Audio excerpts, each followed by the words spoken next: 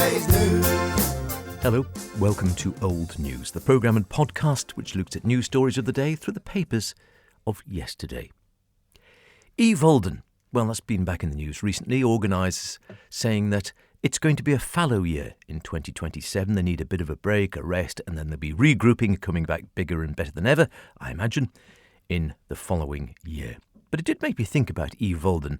It's been wonderful of late, the reinvention of it and the fantastic festival over in Peel, a great atmosphere, lots of fire and dances and music and cavorting, and it has its origins going way back into Manx history and folklore.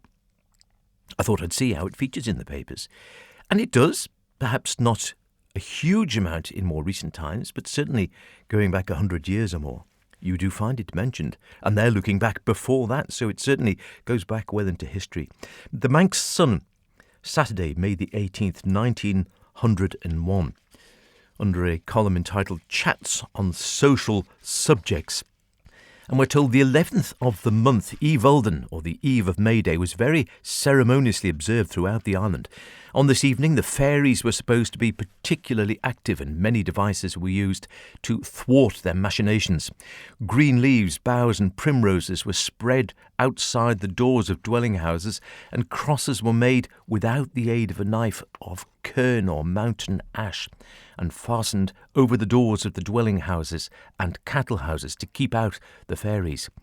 You still see kerns knocking around, don't you? Cows were further protected by having the Ballanfail Inn, or John's Feastwort, placed in their houses. No one would on this day give away fire to another, and fires were lighted on the hills about the country that the smoke might purify the land and the cattle and horses on it and consume evil spirits. That'd be quite dangerous if it was dry, wouldn't it? It was supposed to be particularly effective in burning or driving away the fairies if the fire were a gorse fire. The 12th day was May Day, Oie Voaldyn, now better known in the island as Shifting Day, and when a stranger, seeing so many benighted people trailing after loaded furniture vans, might be led to imagine that a general exodus was taking place. The 12th is still the day for taking houses, paying house rents, and taking grazing cattle, and for farm girls to take places, but it used to have many distinctive observances connected with it. The most important of these was the contest between the Queen of May and the Queen of Winter, and I think that's what the Oie Voaldyn of late has been, with the battle going on Peel seafront. The former part was taken by a young girl, gaily dressed and accompanied by 20 maids of honour and a captain with inferior officers under him. The part of Queen of Winter was taken by a young man dressed in winter clothing and accompanied by his respective troop of officers. The two armies engaged in a mock contest. Afterwards, the Queen of Winter with her or his company retired to divert themselves in a barn, but the Queen of May and her attendants have a dance on the green. The May Day procession of horses and turnouts, which now takes place, though earlier than the 12th, is the mercenary survival of the procession of the queens and their retinues. Early on May morning, horns used to be blown to prevent the dreaded fairies from enticing children away, and a custom in favour among the maidens was to go out very early and bathe their faces in dew. This was supposed to ensure a good complexion, as well as to render innocuous the hostility of the witches. Well, I suppose bathing in dew probably wouldn't do you any harm, would it? Might help the complexion. If we look at the Manx Sun of Saturday, May the 13th, 1905, Old May Day Eve.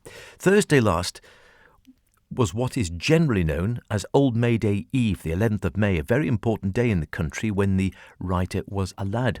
Oie Voaldyn, or May Day Eve, was the occasion of many superstitions, observances. On this evening, the fairies were supposed to be particularly active, as we've been hearing, and to propitiate them, that's a good word, and to ward off evil spirits and witches and the like, green boughs or leaves and primroses or mayflowers were strewn at the doorways. Pieces of the mountain ash or kern were also made into crosses and stuck over the doors of dwelling houses, cow houses and barns, but great care exercised not to make the cross with the aid of a knife. They were generally done by hand. I know not why. An old lady once told the writer that she had fastened a little kern cross in the rough hair at the tip of the tail of a cow on May Eve, and she declared that she had never had better luck with her cattle than during that year. Mr. Arthur Moore, in his folklore, says that cows were further protected by having John's feastwort, as we are hearing, Ballan Fail Een, if that's the correct pronunciation, placed in their houses. At the present time, the writer goes on, it's quite common to see conflagrations of gorse, not only on the mountains, but on the hedges. It's thought that the burning of gorse has a purifying influence. Even a handful of gorse spent in a field is expected to do its work successfully, and the flocks of sheep and cattle over which the smoke passes are all the better. Could have killed off ticks and things? I don't know. This May Eve custom must be a very ancient one, as it is a very interesting one. It's certainly that. Another custom was that no one should loan or give fire. That was supposed to be very unlucky. A really charming May Eve practice of our female ancestors, here's one which I think should come back into fashion, was for the damsels to place a snail between two pewter dishes and expect to find next morning the name of her future husband in visible characters on the dish. I'm loving that one. That should come back. Dr. Kelly states that in order to ensure success, it was necessary to watch until midnight, having first purified her hands by washing them in the dew of the wheat. It's always the dew, isn't it?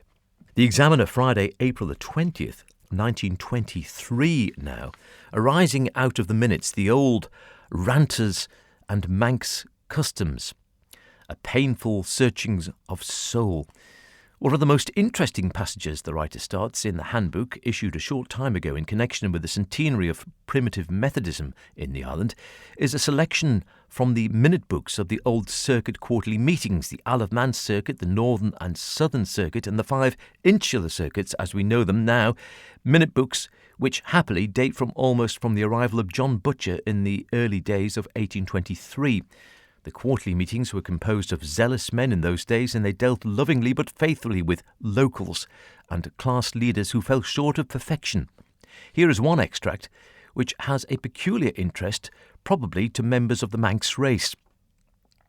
That inquiry be made as to whether the midsummer regulations agree with Christianity and whether it unchristianizes, a great phrase, or word, a person by adhering to them.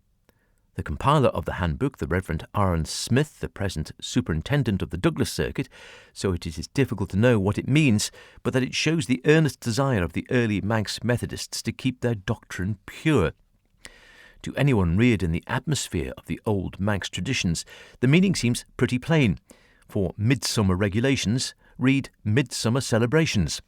And it is clear that this resolution is on a par with another which cautioned the brethren against consulting fortune-tellers on any pretence whatever. The devout brethren had come up against the ancient customs which Manx people down to the present day observe in some fragmentary form on St. John's Day, now July the 5th, and on the 1st of May. Still do some of the older people living on the farm strew the threshold with the bullock flour and make crosses of the mountain ash, the kern, on no account employing a knife in the process, and place them over the doors of the dwelling houses and cow houses, as we've been hearing, on Oie Voaldyn, the eve of May Day. Still do girls go out early on the morning itself and wash their faces in the dew. The full programme of lighting gorse fires on all the mountains and purifying the cattle and horses by placing them where the smoke must pass over them is now obsolete, but it can be remembered. So it was obsolete that by 1923. We are led to understand. Although could gorse smoke kill off some ticks and flies and things on cattle? I don't know. It's an interesting point, isn't it? Mr. Arthur Moore, in his Manx folklore, quotes an insular newspaper of 1837 to show that on May Day of that year, the island presented the scene of a universal conflagration. I imagine it might well do. The Children's Corner, in the Examiner of Friday, April the 30th, 1926, also references Oie Voaldyn. A much older custom than May Day festival was one observed on Oie Voaldyn or May Day Eve. The evening of April the 30th was the occasion of many superstitious observances, which had not entirely died out when I was a boy, says the writer. 60 years ago, Burn the Witch Night was a more important event in a Manx schoolboy's calendar than Guy Fawkes Night. Heavens above. On this evening, the fairies were supposed to be peculiarly active. To propitiate them, And to ward off the influence of evil spirits and witches, who were also active at this time, great leaves or boughs and primrose flowers were strewn on the threshold, and branches of the cairn or mountain ash were made into small crosses without the aid of a knife, which was on no account to be used, and stuck over the doors of dwelling houses and cow houses. Cows further protected from the same influences by having, yes, the Ballanfield Ean, John's feast wort, placed in their houses. There was also one of the occasions on which no one could give fire, and which fires were lit on the hills to drive away the fairies, witches, etc., also to purify the fields, cattle, and horses by the smoke passing over. It is said that a handful of gorse was formerly lit in each field to purify it. With reference to the practice of not giving fire, Waldron remarks that there was not one of the native families but keeps a small quantity of fire continually burning, and no one daring to depend on his neighbour's vigilance in a thing which he imagines is of such consequence, everyone consequently believing that if it should happen that no fire were to be found throughout, most terrible revolutions and mischiefs would immediately ensue. Kelly, the author of the Manx Dictionary, published in 1805, says that the inhabitants kindle fires in the summits of the highest hills in the continuation of the practice of the Druids, who made the cattle and probably the children pass through the fire, using certain ceremonies to expiate the sins of the people. Fire walking, was it? Not just the smoke. But the northern practice is for each bala or town to kindle a fire so that the wind may drive the smoke over the cornfields, cattle and habitations. The inhabitants dress their houses with flowers, and before each door a considerable space is strewed with primroses. On this eve also the damsel places a snail, well, yes, this is the one we like, between two pewter dishes, and expects to find next morning the name of her future husband in visible characters on the dish, the success depending on her watching until midnight, and, as we know now, first purifying hands and face by washing them in the dew of the wheat. It's also noted 100 years ago, so that would have been 1826, the celebration of May Day Eve was still very general, and will be seen from the following account extracted from the Mona's Herald, the newspaper of May the 5th, 1837, which says, "On May Day Eve, the people of the Isle of Man have from time immemorial burned all the gorse bushes in the island, conceiving they hereby burned all the witches and fairies, which they believe take refuge there after sunset." Who'd have known gorse was so dangerous? It certainly is dangerous if you set fire to all of it. I'm intrigued about the smoke. We should definitely bring back the snails on the pewter plates, writing the names of future husbands of the damsels, I feel. That's a custom that has to return. You still see cairns, and there are still some customs going on. We look forward to Oie Voaldyn Festival and all the fire and the links to these great customs of old coming back in 2028. It is, of course, very old news. Cheerio. You're gonna be yesterday's news.